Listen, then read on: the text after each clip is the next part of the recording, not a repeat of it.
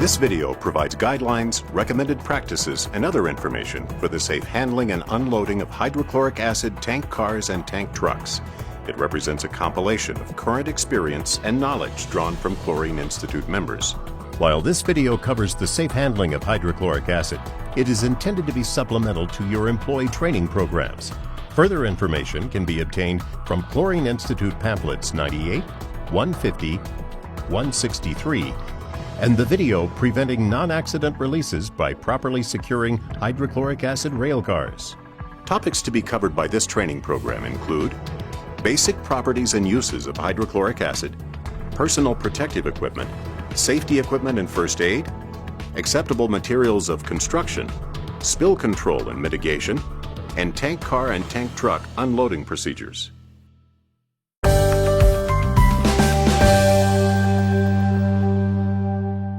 Other containers and shipment methods for hydrochloric acid, including barges, drums, and bottles, will not be covered by this training video. Hydrochloric acid, also known as aqueous hydrogen chloride, muriatic acid, or HCl, is one of the largest volume chemicals produced and consumed. It's used in various industries for many purposes, such as steel pickling, oil field acidizing, mining and metal production, brine purification, pulp and paper production, food processing, pharmaceuticals, electronics, wastewater treatment, and swimming pool treatment. Hydrochloric acid is a strong inorganic acid. It is a clear, colorless to slightly yellowish solution of hydrogen chloride gas dissolved in water. Even in its most concentrated form, hydrochloric acid is more than 60% water. Highly reactive, hydrochloric acid will attack most common metals, and in the process will release hydrogen. If allowed to concentrate, this hydrogen can create a flammable mixture which could lead to a fire or explosive hazard. Hydrochloric acid will also react, sometimes violently, with alkaline materials. Mixing strong alkalis, sodium hydroxide for instance, with hydrochloric acid will generate large quantities of heat, causing the mixture to splatter. High concentrations of hydrochloric acid will release hydrogen chloride vapor that has a distinctive, sharp, pungent odor. Hydrochloric acid solutions and vapors are highly corrosive and need to be handled carefully. Contact with eyes or skin can cause severe burns if not washed off immediately. Inhalation of hydrochloric acid mist or vapors can cause immediate irritation to the nose, throat, and lungs. Exposure to hydrochloric acid vapor may cause irreparable damage to the respiratory system. The OSHA permissible exposure limit, or PEL, as well as the ceiling limit, is 5 parts per million as hydrogen chloride in air. According to the National Institute for Occupational Safety and Health, NIOSH, 50 parts per million is considered immediately dangerous to life and health. Like most chemicals, hydrochloric acid can be shipped and stored safely if proper procedures are followed and personal protective equipment is used. Always follow your company's PPE procedures.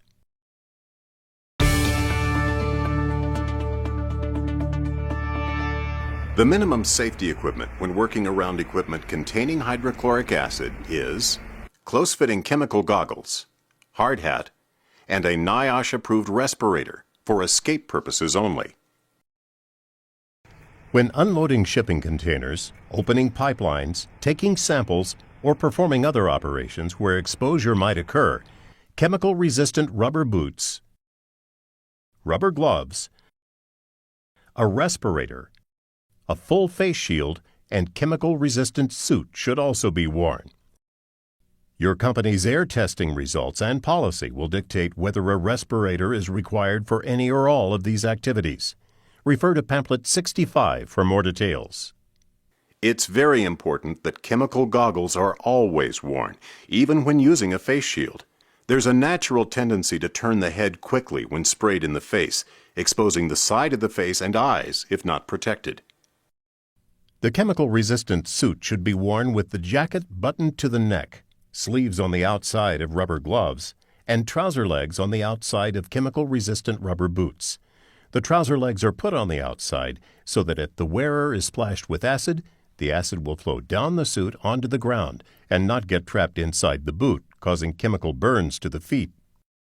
When hydrogen chloride concentrations in the atmosphere exceed 5 but less than 50 parts per million, a NIOSH-approved full-face canister mask or a self-contained breathing apparatus must be used. In emergency situations, when hydrochloric acid concentrations exceed 50 parts per million, only a self-contained breathing apparatus is suitable. In extreme circumstances, such as a large spill or when performing work in a hydrochloric acid atmosphere, a totally enclosed vapor-tight suit with self-contained breathing apparatus is necessary. Personnel responding to this type of incident must have emergency response training. Use of protective equipment reduces the possibility for exposure. However, there are other precautions that can be taken to reduce the likelihood of injury should an exposure occur.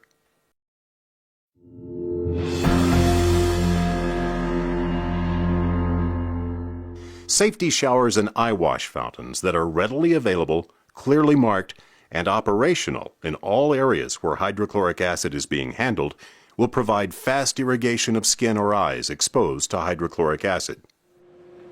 Safety showers and eyewash fountains should be checked for proper operation before beginning hydrochloric acid handling activities. Users should also consult the latest ANSI standard Z358.1, which outlines additional criteria in the safe use of safety showers. Topics covered include safe design, placement, water temperature, and inspection procedures. These showers and fountains should have a potable water supply system capable of supplying tempered water. Consideration should be given to providing alarms on safety shower handles to automatically alert other personnel to the emergency. Following precautionary procedures can mean the difference between safety and injury. Sometimes even the well-trained and well-protected operator can accidentally be exposed to hydrochloric acid. Proper training in first aid procedures is important when working with hydrochloric acid. There are 3 important points to remember when dealing with hydrochloric acid exposure: speed, water, and medical attention. The sooner the acid is diluted with water, the less chance of a chemical burn or permanent vision damage. If your eyes are exposed to hydrochloric acid, quickly get to an eyewash fountain. Every second counts. Begin flushing your eyes immediately. Once your hands are washed and free of any possible acidic material, use your fingers to hold your eyelids open. This will allow water to flush any acid that is inside the eyelids. Rinse your eyes uninterrupted for at least 15 minutes, and then continue washing until directed to stop by responding medical personnel. If your skin, hair, or clothing is exposed to hydrochloric acid, quickly get to a safety shower. Keep goggles on and hold them tightly to your face unless the eyes have also been exposed. Goggles prevent acid on the hair from washing into the eyes. Remove clothing as soon as possible while showering. Forget modesty. You must remove contaminated clothing to prevent injury. After washing your hair, face, and hands, remove the goggles. Continue showering for at least 15 additional minutes. When personnel have been exposed to hydrochloric acid, additional medical treatment may be necessary. Never attempt to neutralize the acid. Neutralization is an exothermic reaction that produces heat and can cause thermal burns as well as chemical burns. Do not apply oils or ointments to burns without specific instructions from medical personnel. When necessary, the victim should be moved to a medical facility immediately following prescribed washing. In the case of hydrochloric acid vapor inhalation, quickly move the victim into fresh air and consult medical personnel. If hydrochloric acid is accidentally swallowed, drink large quantities of water and contact a physician. Do not induce vomiting. Much of the hydrochloric acid information presented here is contained in the Safety Data Sheet, more commonly known as an SDS. This sheet is available from the hydrochloric acid producer and should be studied and understood. Keep a copy readily available for review. It's also valuable to send a copy of the SDS with the victim when transported as a quick reference for medical personnel.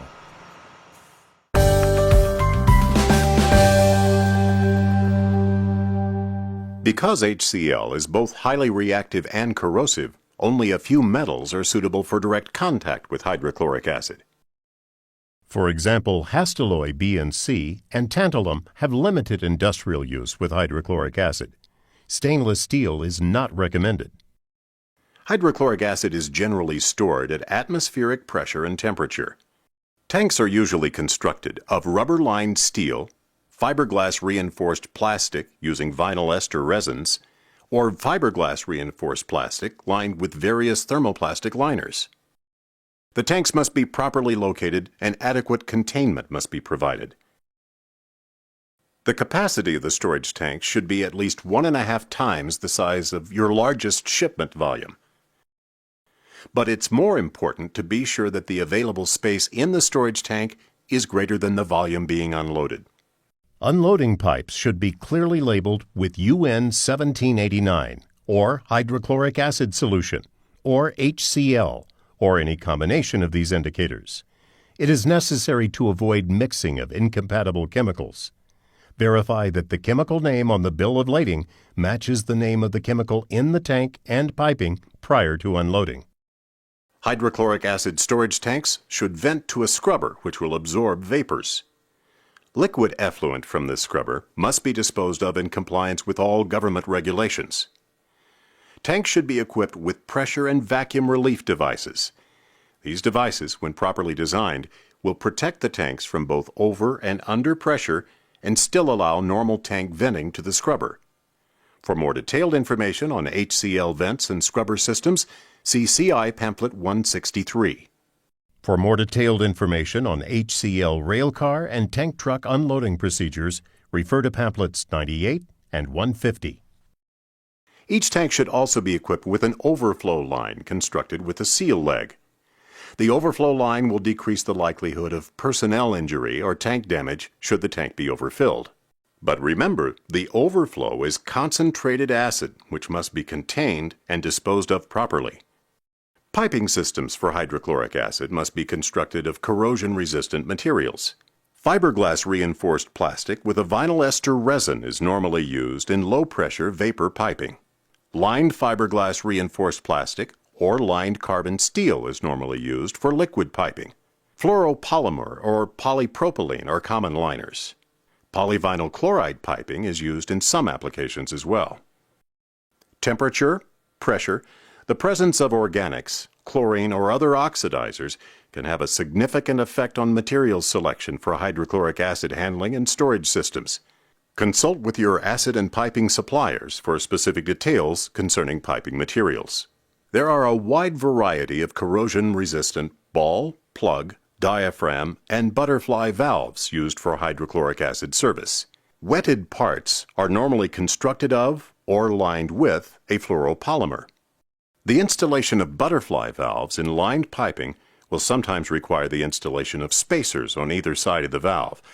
This allows room for the valve's wafer to clear the pipe walls when the valve is opened. The gasket material for piping must also be compatible with hydrochloric acid.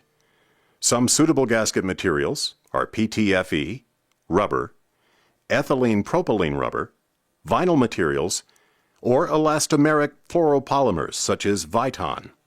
Instrumentation for hydrochloric acid service is protected from corrosion by separating the instrument from the process or by constructing exposed parts out of fluoropolymers, Hastelloy alloy, or tantalum. Refer to pamphlet 163 for more information. Proper maintenance of all hydrochloric acid piping systems is as important as the material selection. All leaks must be isolated and repaired as soon as possible to prevent corrosion to metallic structures, bolting, instrumentation, and piping. This also minimizes the impact on the surrounding environment.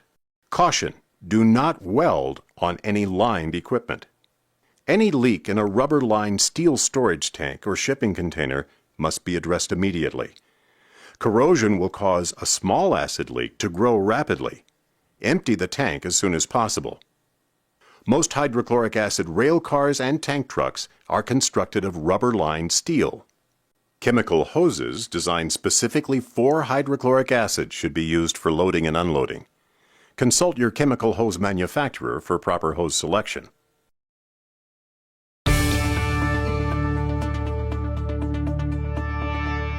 Even when operators attempt to follow approved methods and procedures, Spills and releases may occur.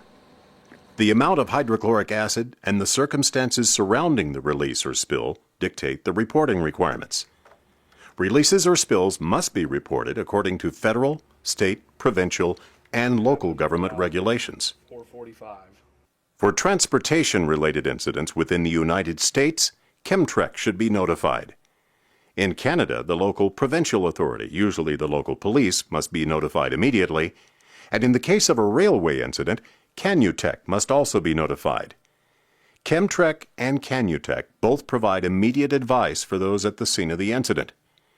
Chemtrec will also promptly contact the shipper and others as required. What province are you? The U.S. EPA reportable quantity for hydrochloric acid is 5,000 pounds as hydrogen chloride.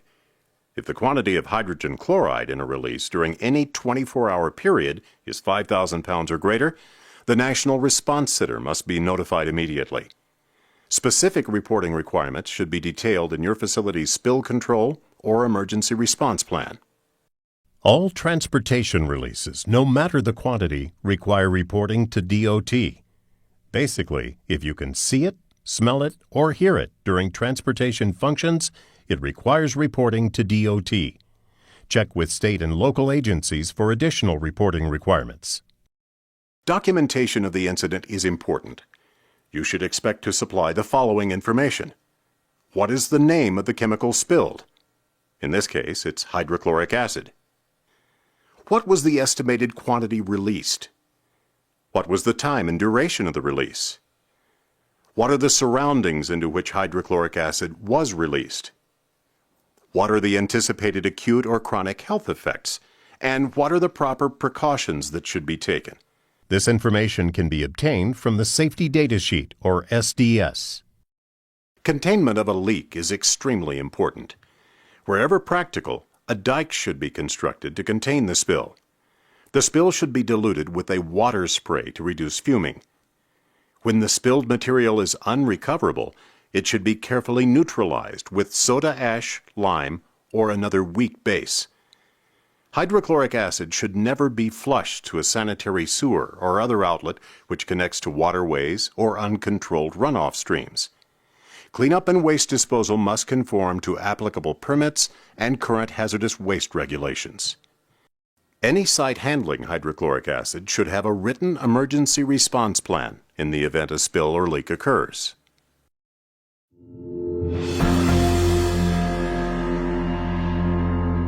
This video covers the delivery of hydrochloric acid by tank car and by tank truck. It's important to comply with the specific facility requirements at all times. CI recommends the use of a checklist, such as those provided in pamphlets 98 and 150. The unloading area for both tank cars and tank trucks should be constructed so that any spillage that occurs will be properly contained for recovery or disposal. Tank car and tank truck unloading procedures are similar. However, the maximum allowable working pressure is lower for tank trucks than for tank cars. The first steps for unloading a tank car are to spot the tank car, set the handbrake, chock the wheels,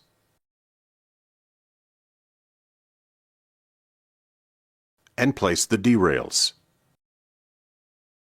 Blue flag warning signs must comply with the Department of Transportation regulations. The sign should be no less than 12 inches by 15 inches and have white lettering on a solid blue background. They should read, "Stop, men at work," or "Stop, tank car connected." The word "stop" must be 4 inches high, and the others should be 2 inches high. Emergency showers and eyewash fountains should be located close to the unloading operation. They should be checked prior to unloading. The Chlorine Institute recommends daylight hours for unloading operations, but with sufficient lighting, night unloading can be accomplished safely. All signs should be clearly visible. Before starting the unloading process, make a visual inspection of all connections to check for corrosion and correct assembly of connections. The operator should be familiar with all fittings, including the pressure relief device, acid discharge line, and their parts. The tank car is equipped with either a rupture disc or a pressure relief valve, sometimes called a PRV. Rupture discs and PRVs are safety devices that protect the tank car from overpressure. Neither device should be tampered with or removed by the customer. If either of these devices leak, take appropriate action per your emergency response plan. Prior to returning the tank car, the rupture disc should be visually inspected but not removed to verify its integrity.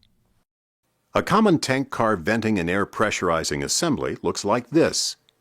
This assembly allows the tank car to be vented or pressurized without repeatedly connecting and disconnecting separate vent and air hoses. Before beginning the unloading process, make sure that the plant's scrubber or vent system is operating correctly. Two methods are used for unloading tank cars: compressed air and pump unloading. This section outlines unloading tank cars by compressed air. Similar methods apply to tank trucks. The procedure in the following video shows personnel who are not wearing respirators. It is critical that all personnel involved in the unloading process use proper PPE per company procedures, which often includes a respirator. Refer to pamphlet 65 for more information. To start unloading a tank car safely using the compressed air method, first remove the blind flange on the reducing tee below the rupture disc assembly, if a reducing tee is present on the tank car. Otherwise, remove the blind flange on the tank car's air or vent valve. Then hook up the vent line hose to either the tee or the air or vent valve. Slowly open the valve on the reducing tee or the air or vent valve to relieve the pressure from the tank car to a suitable venting system or scrubber. If procedures require sampling prior to unloading, do not open the hatch or fill hole cover until the pressure has been relieved. After sampling, close the hatch securely. The air pressure must be regulated to allow safe discharge of hydrochloric acid into the storage tank. Usually a pressure of 35 psig is sufficient for unloading. The air supply should have a relief valve set greater than the working pressure, but not to exceed 60 psig. For added safety, the acid discharge hose should have a shutoff valve. Remove the blind flange from the acid eduction pipe and bolt the shutoff valve with the acid unloading hose to the eduction pipe flange.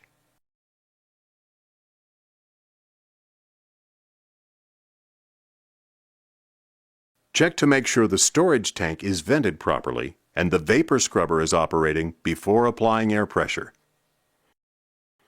Partially open the unloading line valve. Slowly open the air supply valve. Once there is a smooth flow of acid from the tank car, slowly open the discharge valve completely.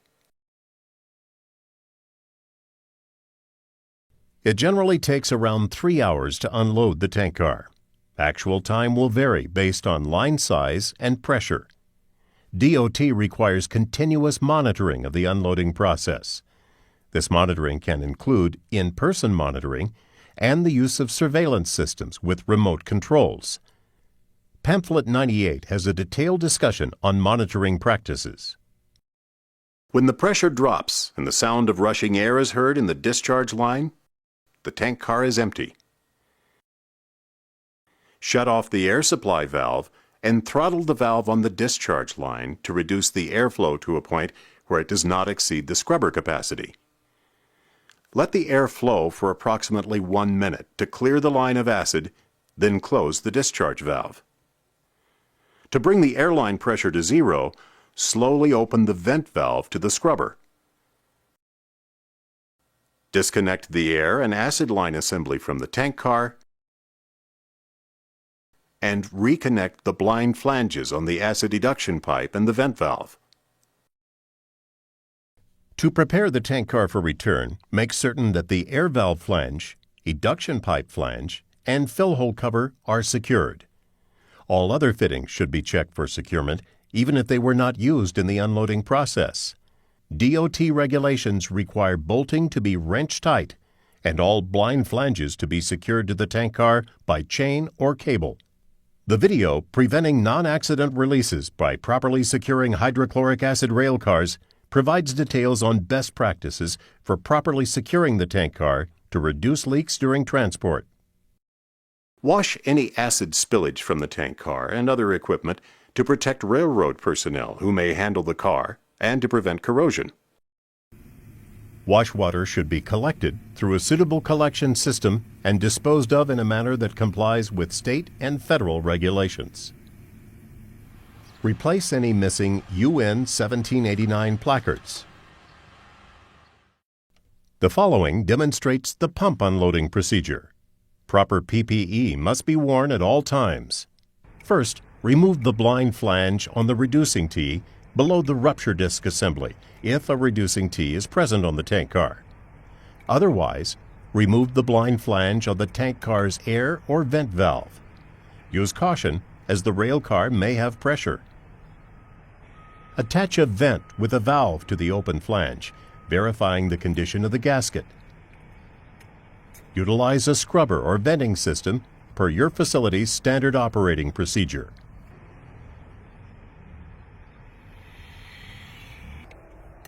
Remove the blind flange from the acid eduction pipe and bolt the unloading hose assembly to the eduction pipe flange.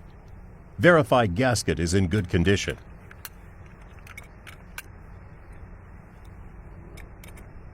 Check to make sure the storage tank is vented properly and the vapor scrubber is operating. Verify all line, tank, and pump valves are in the correct position and start the pump. Check all connections for any leakage. If any leakage, stop the pump and correct the source of the leak. Restart pump and verify there are no leaks. It generally takes around 3 hours to unload the tank car. Actual time will vary based on line size and pumping rate. DOT requires continuous monitoring of the unloading process. This monitoring can include in-person monitoring and the use of surveillance systems with remote controls. Pamphlet 98 has a detailed discussion on monitoring practices. When the pump loses suction and flow stops, the tank car is empty. Close the valve on the rail car venting assembly. Disconnect the air and acid line assembly from the tank car and reconnect the blind flanges on the acid eduction pipe and the vent valve opening. To prepare the tank car for return, make certain that the air valve flange, eduction pipe flange, and fill hole cover are secured. A word of warning, DOT regulations require bolting to be wrench tight and all blind flanges to be secured to the tank car by chain or cable.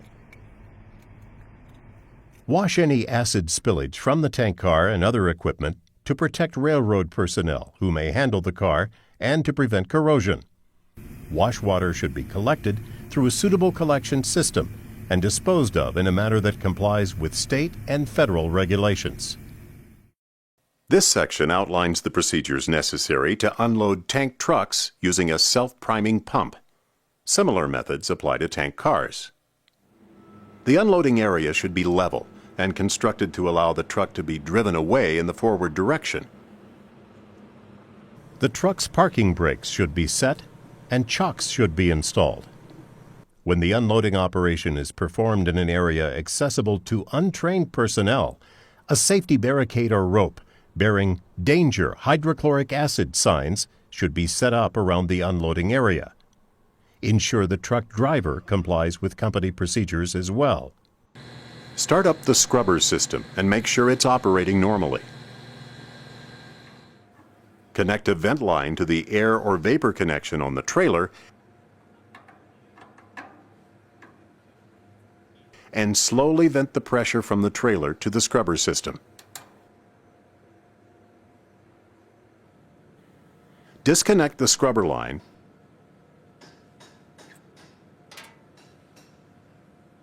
and connect the vapor return line from the storage tank to the trailer.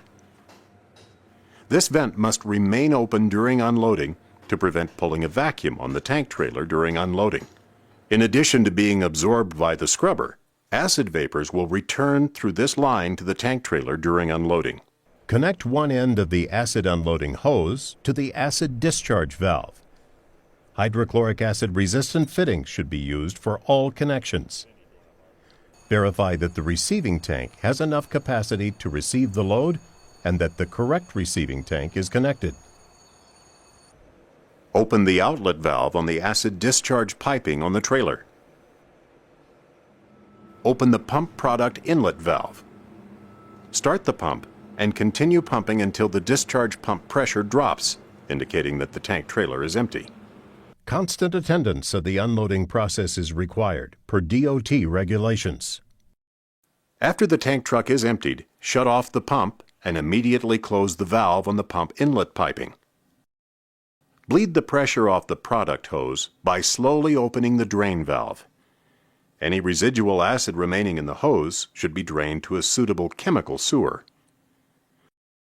Close the air or vapor return valve and disconnect the vapor return line. After all lines have been disconnected, rinse off any acid on the tank truck or other equipment, blind all flange openings, and plug or cap all open connections. Remember that disposal of all spillage must be in accordance with governmental regulations. Replace any UN 1789 placards that are missing. Remove barricades, ropes, chocks, and signs prior to releasing the tank truck. By following established guidelines and recommended practices, the transportation and handling of hydrochloric acid can be a safe and efficient operation. For more information, visit the Chlorine Institute's website.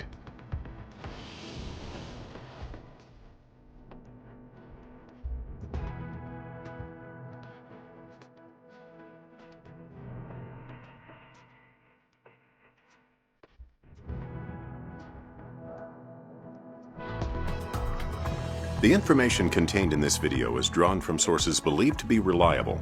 The Institute and its members jointly and severally make no guarantee and assume no liability in connection with any of this information.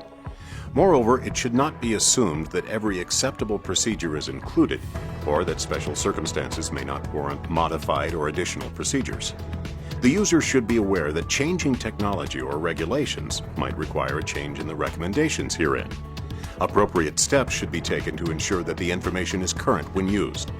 These suggestions should not be confused with federal, state, provincial, municipal, or insurance requirements, or with national fire, building, or safety codes. The Chlorine Institute exists to support the chlor-alkali industry and serve the public by fostering continuous improvements to safety and the protection of human health and the environment connected with the production, distribution, and use of chlorine, sodium and potassium hydroxides, and sodium hypochlorite, and the distribution and use of hydrogen chloride. This support extends to giving continued attention to the security of chlorine handling operations. Chlorine Institute members are committed to adopting CI's safety and stewardship initiatives, including pamphlets, checklists, and incident sharing that will assist members in achieving measurable improvement. For more information on the Institute's stewardship program, visit CI's website at www.chlorineinstitute.org.